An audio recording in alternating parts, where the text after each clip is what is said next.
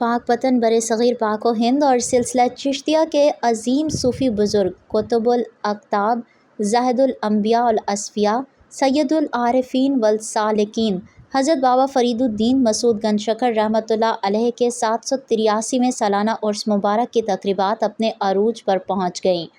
عرس مبارک حضرت بابا فرید الدین مسعود گنج شکر رحمۃ اللہ علیہ پر ہزاروں کی تعداد زائرین کی آمد کا سلسلہ جاری ہے۔ گزشتہ رات محفل سماع کی آخری نشست تھی، جبکہ عرس مبارک کی سب سے بڑی رسم بہشتی دروازہ کی قفل کشائی گزشتہ رات بعد نماز عشاء بدست سجادہ نشین دیوان مودود مسعود چشتی فاروقی نے ادا فرمائی۔ ڈسٹرکٹ پولیس آفیسر اقبال چدھڑ کی جانب سے سیکیورٹی کے فول پروف انتظامات کیے گئے۔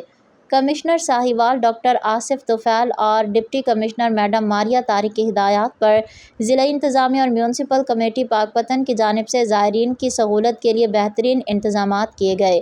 عرس مبارک کی سب سے بڑی رسم قفل کشائی بہشتی دروازہ آج 6 محرم بعد نماز عشاء دیوان مودود مسعود چشتی سجادہ نشین درگاہ بابا فرید الدین مسعود گنج شکر ادا کریں گے، جبکہ رسم قفل کشائی بہشتی دروازہ 7، 8، 9 محرم سیکرٹری اوقاف کمشنر ساہیوال اور ڈی پی او پاکپتن کریں گے۔